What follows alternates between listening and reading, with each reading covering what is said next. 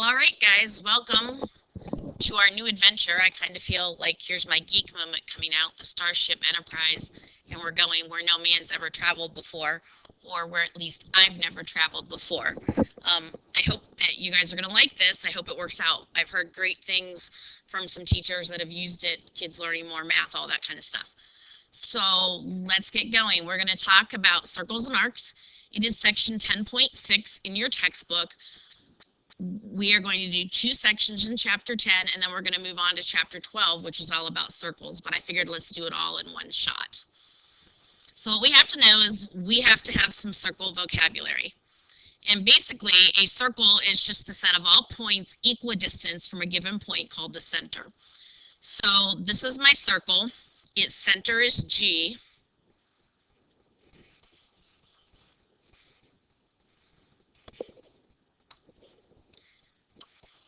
Okay, and so we name it by the center. So when we name a circle, we kind of draw a little circle and we say circle G.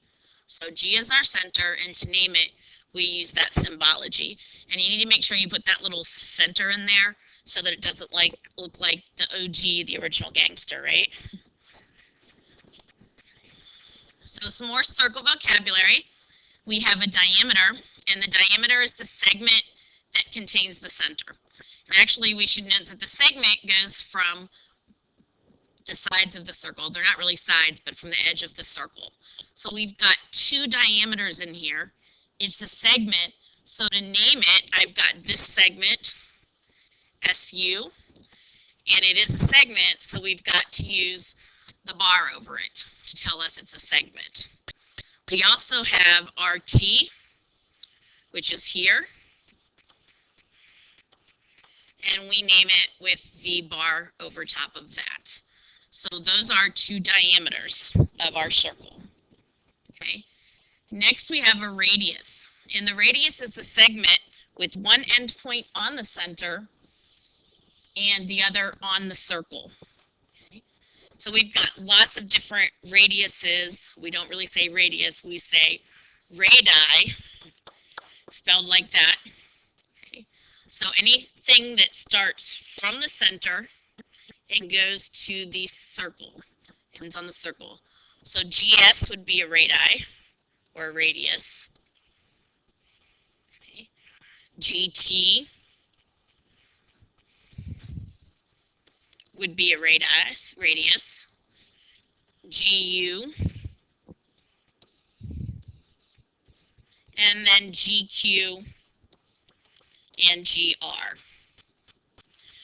Now, the radii are all congruent because, remember, our circle is equidistant from the center, so they're all going to be congruent. So every one of these segments is congruent to itself, no matter where you draw it on the circle. A semicircle is a half a circle. So it would go from the endpoint of one of the diameters all the way around is a semicircle. Okay, when we name a semicircle, we're going to use 3 points that it passes through. We're going to use an endpoint, a point in the middle. So if I started at S, I'm going to go this way to T, and it's going to end at U. And we actually draw this little arc over top of it. Because circles aren't segments, they're curved, and parts of the circle are called arcs. Another semicircle could be from R to Q all the way to T.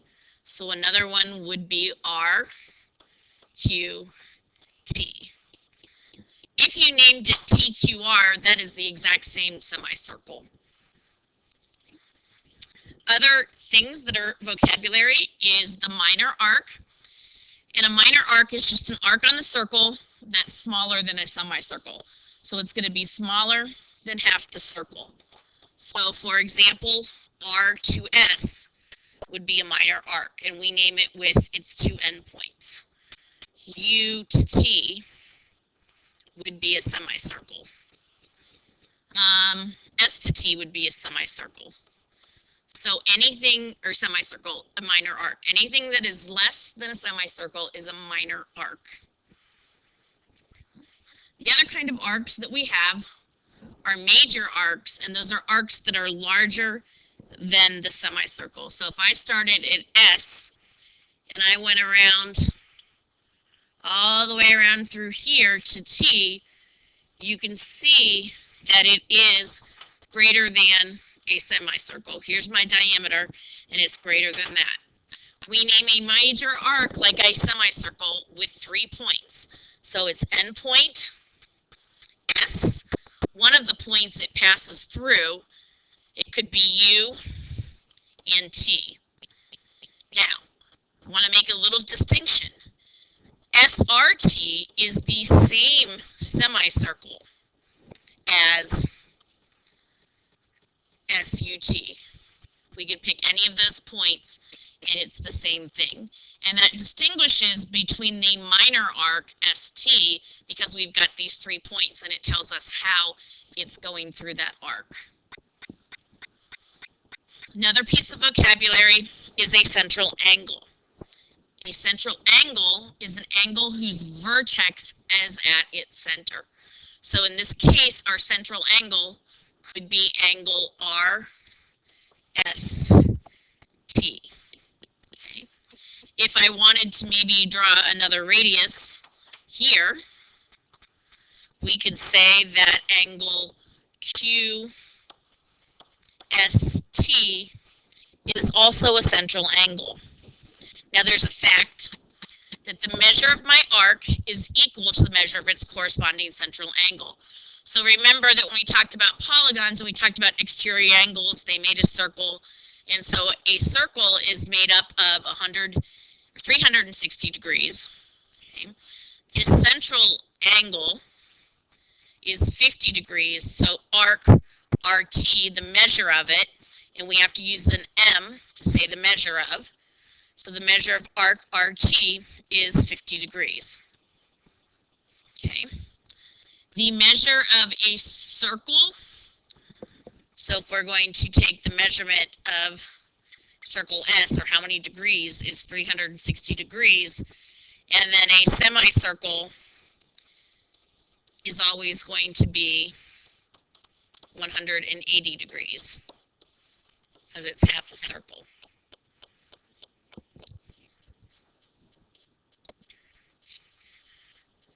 Just like we had angle addition postulate, we had segment addition postulate, we have the arc addition postulate. And what it says is the measure of two arcs formed by, the measure of the arc formed by two adjacent arcs is the sum of the measure of two arcs. There's a lot of arcs. So what does that mean? It means that the measure of arc, let's go with QS, is equal to the measure of arc QR plus the measure of arc RS.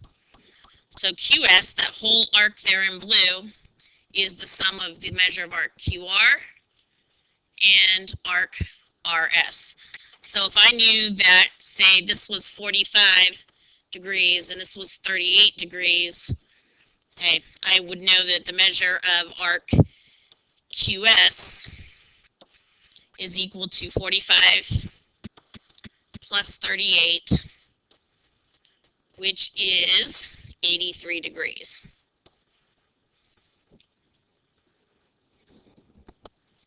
So let's use what we know about central angles and the arc addition postulate, and let's find the measures of these arcs.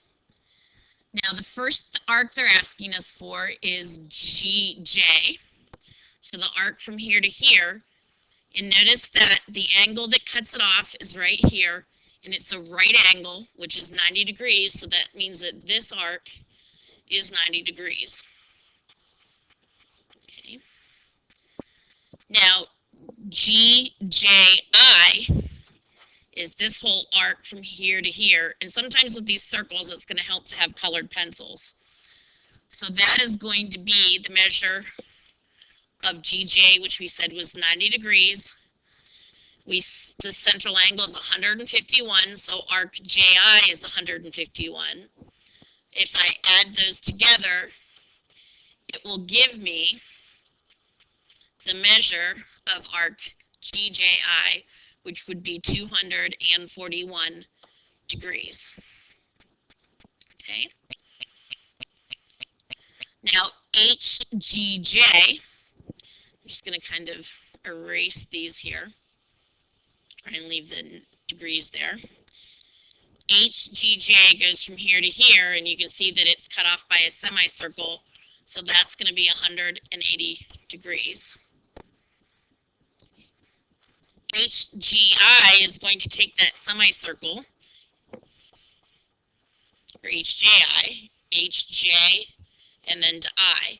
So it's the semicircle, so 180 degrees plus 151 degrees is 331 degrees.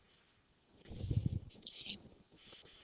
Now HI is this little arc right here, and we know that it is everything but HJI. So what we can do is we know there's 360 degrees in a circle, and we can subtract 331 degrees from that, and HJ, the measure of HI, is going to be 29 degrees.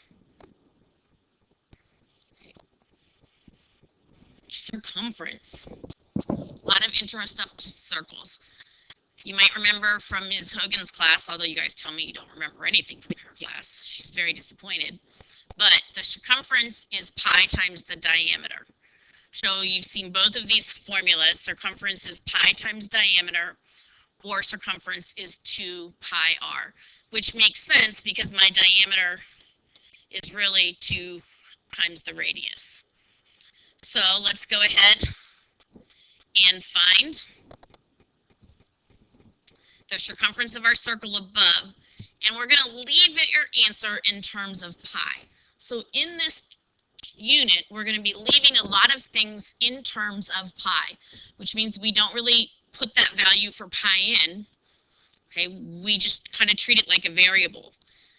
When we do it in terms of pi, it's an exact value. Just like leaving something in simplest radical form is an exact value, because otherwise it's rounded. So we've got the radius of 16 inches, so my circumference is going to be 2 times pi times 16, or 32 pi inches. And that's what we mean by leaving it in terms of pi. Okay. My math type didn't like the arc symbol, so let's draw these in. So now here's difference. We want to find the arc length as opposed to degrees. We want to find the actual length, whether it's, you know, how big the tire is, that kind of stuff, but it's an actual measurement, linear measurement. So if I want to find AB, the length of this right here, okay, it's really just part of my circle, and it's really circumference, except it's not the whole circumference, it's part of it. So we're going to use circumference to find it, but what happens is we have the measure of arc AB, so whatever this is, divided by 360. So that's what part of the circle it is. So that measurement over 360, and then times whatever you have for the diameter. So let's look at 2 examples of this. Okay. So we want to find the length of this darkened arc. And the darkened arc, I'll make it a little bit darker, is this right here. Okay. So we know that that's 120 degrees. So we're going to find the measurement as 120 degrees over 360, because that's what part of the circle it is. And that's the measure of that arc. We have the diameter, so times 2 pi r. Okay, and in for r, we can put 9. So times 2 times pi times 9. And 120 over 360 reduces to 1/3. Okay. So the commutative property lets me move things around to make it easier to multiply. 1/3 of 9 is 3. Okay. And 3 times 2 is 6. So my arc length is 6 pi inches, leaving it in terms of pi. Obviously, if I wanted an approximate distance, I could just use the pi key on the calculator, and it would give me an approximate distance. All right, so there we go. I just recorded my first lesson. You've watched your first lesson. It's really important that you know this vocabulary. You need to know what it is. You need to know how to find it. You need to know how to name it correctly. That whole geometry is a foreign language. You need to know this stuff. Whether you make index cards, whatever you've been doing all year, you need to know it. Thank you guys for listening. I hope it wasn't too tortuous. Tomorrow in class, you should bring your notes. Any questions you have, I'm going to throw up the PowerPoint, ask if you need any clarifications, and then I'm going to give you your work. You'll be able to work together. Some of the work is going to be a little bit harder, but that's great because you can work together, and I'll be here to help facilitate and answer questions that you have. Here's hoping that we'll learn a lot more math. We'll get through it a little bit quicker, and you'll learn a lot more in depth. Have a great night.